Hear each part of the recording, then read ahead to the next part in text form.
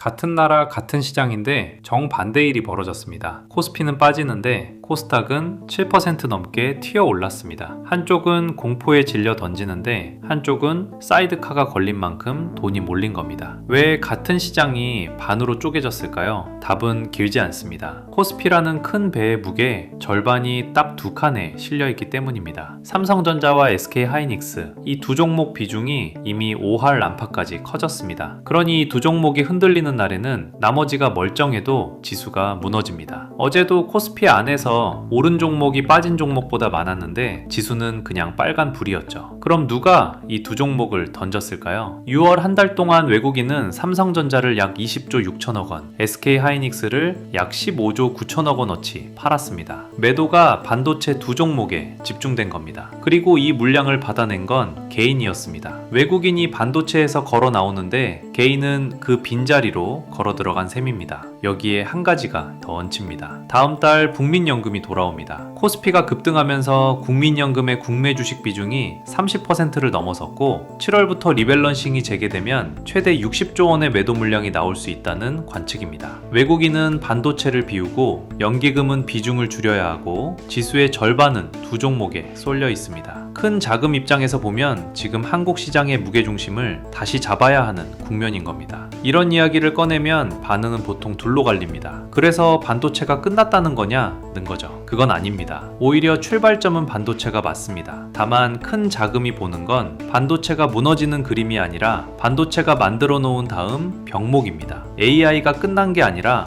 AI 안에서 돈이 어디로 옮겨가느냐의 문제죠. 그렇다면 그 다음 병목은 어디일까요? 저는 지금 시장이 가장 늦게 깨닫고 있는 한 곳을 전력으로 봅니다. 숫자로 먼저 짚어보겠습니다. AI 시장 규모는 2024년에 약 172조 원이었는데 올해는 280조 원 안팎, 2032년에는 2000조 원 규모로 전망됩니다. 8년도 안 되는 사이 체급이 거의 9배로 불어나는 셈입니다. 문제는 이 AI가 생각보다 훨씬 많은 전기를 먹는다는 데 있습니다. 데이터 센터 한 곳이 웬만한 중소도시 하나만큼 전기를 빨아들입니다. 지난 20년간 거의 제자리였던 미국의 전력 소비가 AI와 함께 다시 가파르게 치솟고 있고 40년 만에 전력 부족 경고가 현실이 됐습니다. 그럼 태양광이나 풍력으로 메우면 되지 않느냐? 여기서 막힙니다. 데이터 센터는 단 1초도 멈추면 안 됩니다. 잠깐만 끊겨도 서버가 날아가고 수천억 원어치 연산이 증발하죠. 해가 지면 멈추고 바람이 자면 멎는 전기로는 이 일을 맡길 수가 없습니다. 그래서 빅테크들이 동시에 같은 곳을 보기 시작했습니다. 구글은 테네시에 500메가와트급 소형 원전을 추진하고 아마존은 미국 SMR 기업 엑스에너지에 약 6,800억 원을 넣었고 마이크로소프트는 멈춰있던 3마일섬 원전을 되살리는 계약을 맺었습니다. 서로 잡아먹지 못해 안달이던 회사들이 같은 답지를 들고 온 겁니다. 그 답이 SMR, 소형 모듈 원전입니다. 대형 원전은 한 기를 짓는데 평균 10년이 걸리고 엄청난 냉각수 때문에 바닷가에만 지을 수 있었습니다. 반면 SMR은 공장에서 부품을 찍어 현장에서 조립하는 모듈형이라 공기가 확 줄고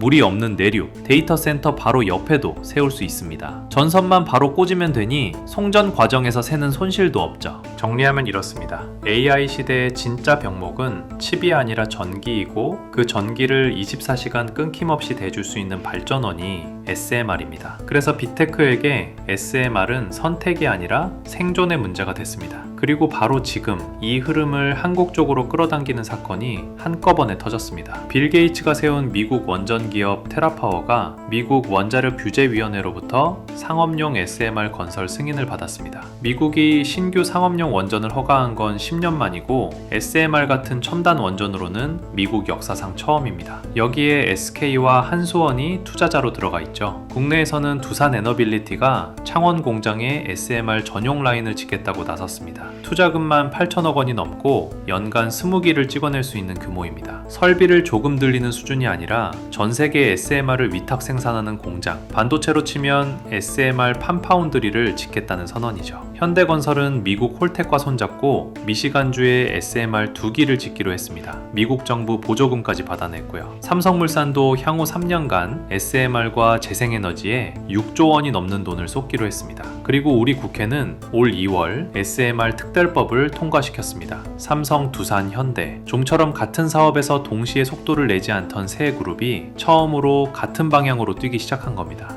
자, 그런데 여기서 한 가지 짚고 넘어가야 합니다. 이 테마의 대장이 누구냐고 물으면 답은 이미 두산 에너빌리티로 정해져 있습니다. 시가총액이 벌써 68조 원입니다. 시장이 다 아는 종목이고 좋은 회사인 것도 맞습니다. 다만 68조 원짜리 회사가 여기서 다시 10배가 되긴 현실적으로 어렵죠. 기억해보면 반도체도 그랬습니다. 삼성전자와 SK하이닉스가 오를 때 정작 주가가 10배 간 건 그 옆에서 소재, 부품, 장비를 대던 소부장이었습니다. 대장이 길을 열면 진짜 수익은 한 칸 안쪽에서 났던 겁니다. SMR도 같은 구조라고 봅니다. 그래서 오늘은 대장 두산을 배경으로 깔아두고 SMR이 실제로 돌아가게 만드는 핵심 부품 회사들을 들여다보려 합니다. 확인할 기준은 세 가지입니다. 첫째, 원자로 안에 수백 개 밸브를 자동으로 여닫는 구동장치를 누가 만드는가? 둘째, 무인으로 돌아가는 SMR이 제 안의 상태를 정확히 읽어내는 계측을 누가 쥐고 있는가? 셋째, 그 발전소에 전기를 흐르게 하고 직접 짓고 정비하는 시공을 누가 받아가는가? 이 세 가지를 기준으로 AI가 만든 전력 병목이 송전망을 지나 발전원 SMR로 어떻게 내려오는지, 그리고 그 공급망의 길목마다 국내에서 누가 그 길목을 쥐고 있는지 하나씩 확인해 보겠습니다.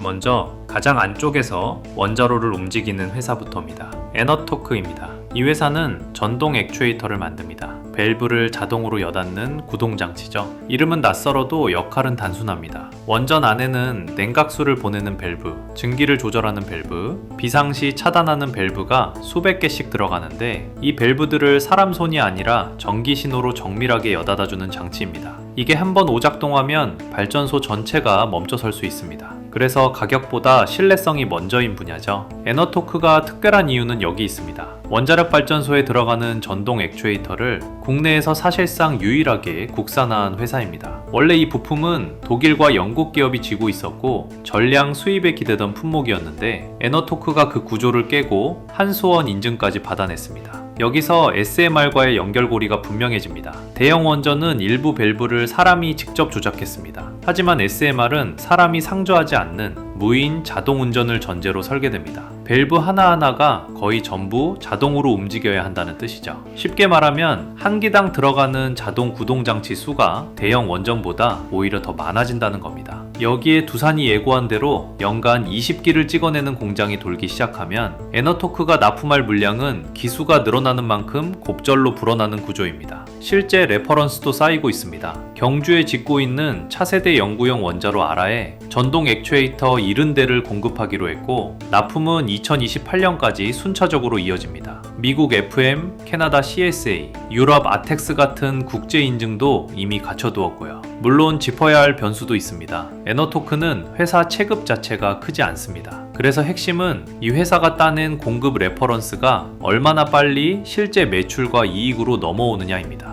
SMR이 아직 실증과 초기 양산 단계인 만큼 수주가 잡히는 속도와 그게 실적으로 바뀌는 속도 사이의 시차, 거기를 계속 확인하며 따라가야 한다고 봅니다. 이 밸브를 움직이게 만드는 회사를 봤으니 이제 그 원자로가 자기 상태를 어떻게 유는지로 넘어가 보겠습니다. 무인으로 돌아간다는 건 곧 사람 대신 센서가 발전소를 지켜본다는 뜻이거든요. 여기서 등장하는 회사가 우진입니다. 우진은 원자로 안에 온도와 압력, 진동을 재는 정밀 계측기기를 만듭니다. 원자로 노심 깊숙한 곳의 상태를 읽어내는 노내, 핵계측기 같은 장비죠. 이 분야에서 우진은 국내에서 사실상 독점적인 지위를 갖고 있습니다. 이게 왜 중요한지는 방금 본 에너토크와 이어서 보면 선명해집니다. 에너토크가 원자로를 움직이는 손이라면 우진은 그 원자로가 지금 어떤 상태인지 쉼없이 들여다보는 눈에 해당합니다. 손이 움직이려면 눈이 먼저 정확해야 하죠. SMR이 무인 운전을 전제로 한다는 점에서 이 눈의 가치는 한 단계 더 올라갑니다. 사람이 상주하며 직접 점검하던 일을 이제 계측기가 24시간 대신 떠안아야 하니까요. 게다가 SMR은 설비가 작고 구조가 단순한 만큼 센서 하나가 잘못 읽으면 통제할 여지가 더 좁습니다. 그래서 고신뢰 계측기기의 중요성이 대형 원전대보다 오히려 강조되는 겁니다. 우진의 또 다른 강점은 수요처가 두 갈래라는 점입니다. 새로 짓는 SMR만 바라보는 회사가 아닙니다. 이미 돌아가고 있는 기존 원전의 정비와 고도화 과정에서도 계측기는 계속 교체되고 보강됩니다. 신규 건설과 기존 설비 유지, 이 두 쪽에서 동시에 수요가 들어오는 구조죠. 최근에는 시야가 국내에만 머물지 않습니다. 미국 SMR 개발 기업들이 공급망을 넓히는 과정에서 한국 기업과의 협업 논의가 이어지고 있고, 원전 안전 계측 기술은 그 논의에서 빠지기 어려운 항목으로 꼽힙니다.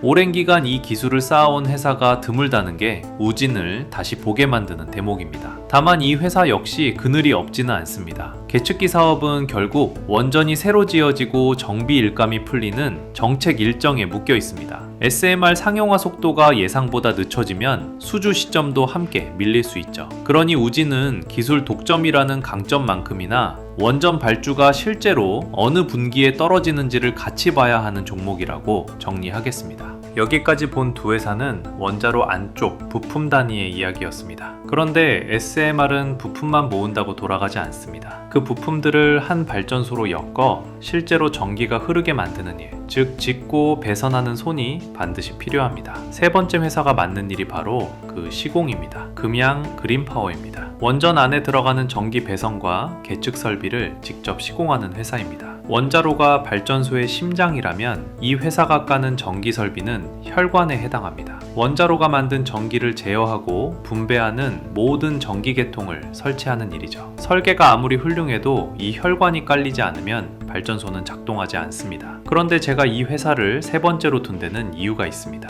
먼저 차트를 보겠습니다. 금양 그린파워는 한번 크게 주목받았다가 지금은 한참 식어있는 종목입니다. 지난 1년 사이 고점은 28,900원까지 갔는데 최근 주가는 12,000원대, 저점이었던 9,830원에서 멀지 않은 구간에 있습니다. 여기서 중요한 건 추격이 아닙니다. 이미 고점에서 절반 넘게 빠진 종목이라 지금 봐야 할 건 추가 하락 여부가 아니라 회사의 실체가 그동안 어떻게 채워졌느냐입니다. 금양 그린파워는 세울 3호기, 4호기와 신고리 5호기, 6호기 같은 국내 최신 원전 건설 현장에서 전기 공사를 맡아왔습니다. 이 실적이 중요한 이유는 SMR 건설이 본격화될 때 가장 먼저 수주 자격을 인정받는 근거가 되기 때문입니다. 해외 연결고리도 구체적입니다. 미국에서 상용화가 가장 빠를 것으로 꼽히는 뉴스케일 파워에 부품 납품 계약을 맺었고, 또 다른 미국 SMR 기업 엑스에너지와는 지분 투자와 주기기 제작 계약까지 묶었습니다. 조금 전 빅테크들이 돈을 넣었다던 그 엑스에너지, 바로 그 공급망 안에 이 회사가 들어가 있는 겁니다.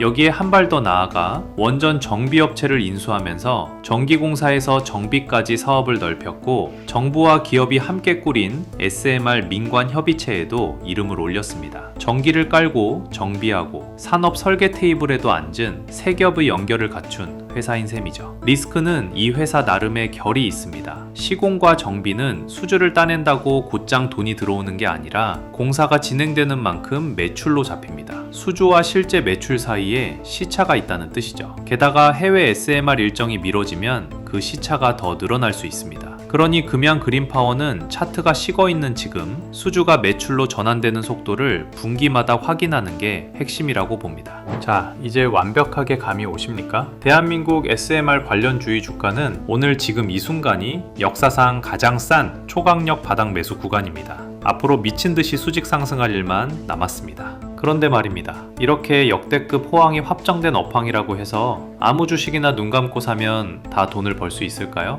당연히 절대 아니죠. 수십 개의 종목들 중에서도 이 모든 시대적 메가 트렌드의 수혜를 가장 다이렉트로 흡수하며 주가가 10배고로 폭발할 진짜 대장주는 철저히 정해져 있습니다. 그래서 제가 이 거대한 역사의 흐름 속에서 여러분의 계좌를 완벽하게 뒤바꿔줄 가장 강력하고 위대한 SMR 관련주 절대 대장 대박 종목을 준비해놨습니다. 이 대박 종목은 여러분이 이름만 들어도 이 기업하고 무릎을 칠 만큼 매섭게 성장하는 유망 기업입니다. 하지만 여전히 많은 사람들은 이 기업의 가치를 모르고 있습니다.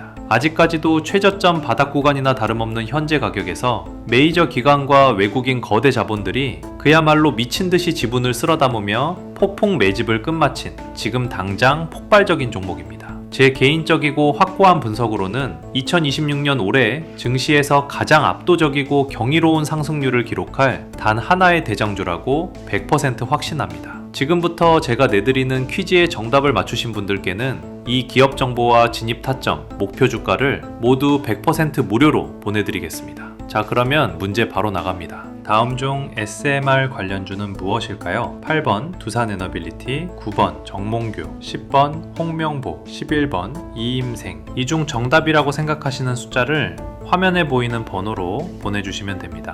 정답이 맞는지 제가 직접 확인한 뒤 제가 말씀드린 기업의 구체적인 매매 타이밍, 목표 수익률, 그리고 분석 자료와 관련 재료까지 따로 보내드리겠습니다.